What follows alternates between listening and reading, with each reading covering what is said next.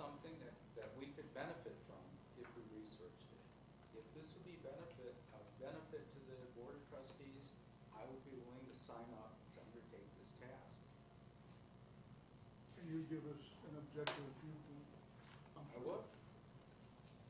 Yeah, and it may be that we end up coming to the same conclusion that the task force has come to.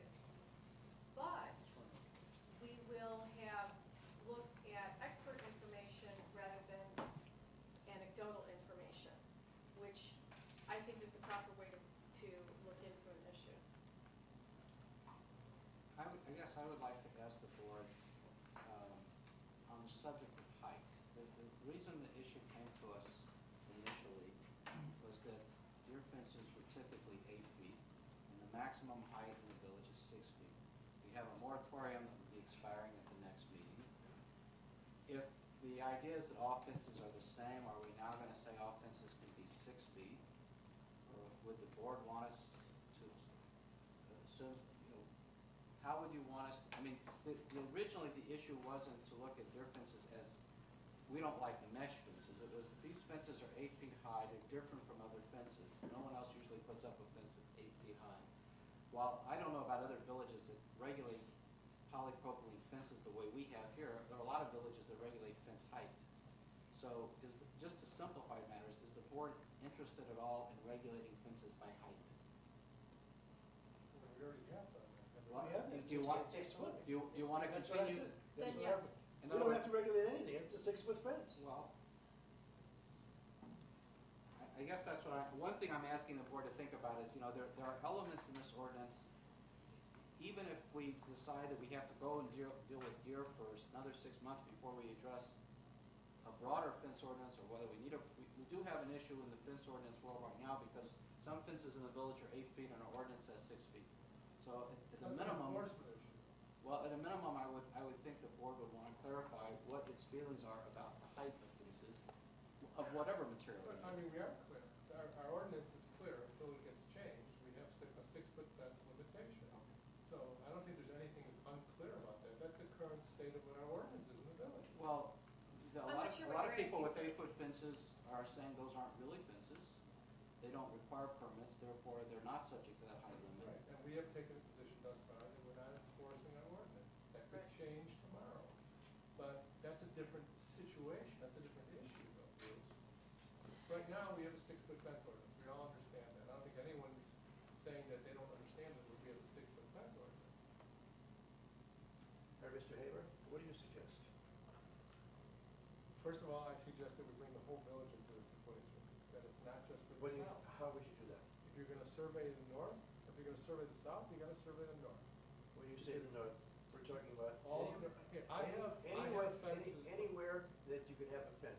Right. We would exclude, Country Club Estates, if they don't No, have the- fences. Meadow Lake Thorngate. Time out, Although they may be part of it too. time out.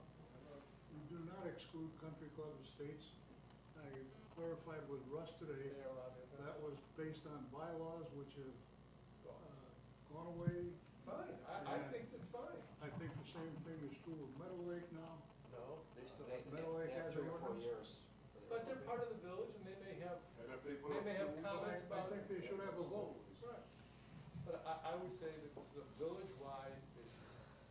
But you're gonna have to define for a lot of these people what a deer fence is and explain a lot of the basics that we've been living with I for the believe, better part of a year. I believe there are a lot of people in the north part of the village that have issues with deer and have fenced their new plantings, whether flowers or shrubs or trees. I know I have. I know you have, Sherry. And we both live in the north. I thought you have, Sherry. Nope. Okay, but I know I have. I I know, have. yeah. I have. And you have, I'm sure a lot of people have. So it's not like they're immune from the issue. So they should be brought into this equation, and I think that there's a very good chance that there are other options out there that we can look at that may, Give me what, I don't know. I did, You know, I know. I did a little I don't think research. you wanna send the same questionnaire out that you sent to South River. why not? The questionnaire may have to be modified, I don't You have to address know. wider issues. I did a little That was research. limited to fence and deer fence.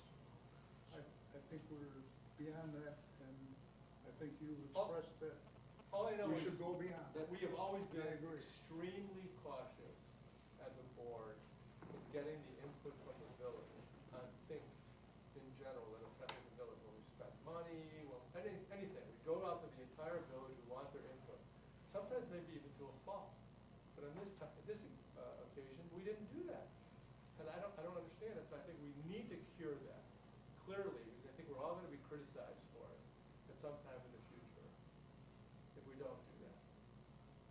No, can I ask, when the plan commission did their hearings, how were those, how were those publicized? Well, we published in the, The usual way. I don't think we published, because I don't think we were looking at a text amendment, but we, was on the agenda, I guess it was on the meeting schedule. Okay, so it would just be regular Village meeting board, agenda? the Okay, meetings. so a lot of residents wouldn't have. Only the plan commission group. No, Yeah. a lot of residents were notified by various organizations. I wrote. We had lots of people at those meetings. We wrote the newsletter. Yeah, You we had know, lots of people, Cheryl. Rich and I talked about this briefly the other day, that there are a lot of communities that have looked at this issue, that have formed task forces, that have tried to research it. If you go to a site called Deer Alliance in Connecticut, there's about 7 communities that have talked all about their efforts to control deer. Most of them talk about their unhappiness with the state of reproductive technologies and contraceptives. And most of them are involved in some kind of selective culling, but there's a lot of material, they publish an awful lot of material. We wouldn't be, having to invent anything. If the board wants to look at what other communities are trying to do to control deer populations, just in casual conversation, you can find a lot of material out there. I didn't find anything that's, what would be nice, of course, is if there was some kind of contraceptive that was easy to deliver and that was effective. It doesn't work. And I don't know enough to say it does or doesn't. Well, Information on literature you said it says it doesn't work. The latest research on contraception is it requires 2 injections of the same doe in the same year, and it's kind of hard to find the same doe, even though you injected it the first time before you injected it the second time. And then there are issues of if you do these contraceptives and And you that's inject a doe, and that's $1,200. and then, but then a hunter takes that doe and eats the meat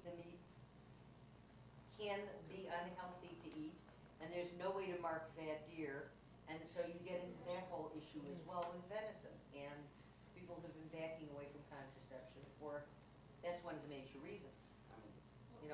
My kid ate a venison burger and got sick. What you're saying, I think, is largely true, Sherry, but that's not the same thing as a survey of what is the known knowledge on this topic. No, it's not, it's what It's I not, read. and that's, so my I'm point just is, conveying what I read. shouldn't we do? Quite honestly, I'm not optimistic that we'll find some easy way to solve this If there was problem. an easy way, But I we would think- have found a long time ago. But I think an investigation, a serious investigation, and a neutral investigation is warranted. I would have no objection to a neutral investigation, which is not sounding neutral to me right now, but I would have no objection to that. On the other hand, I look at the numbers of deer counts, which is sitting in front of me, which go from 175 in 95 to 113 in 99, 185 in 2000, and 99 in 2010. And these are the counts that we've got. And apparently 99 are too many.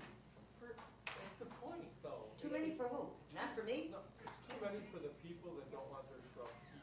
and for the people who want the deer on their property, it's not too many. There's your problem. Go in the circle. That's right.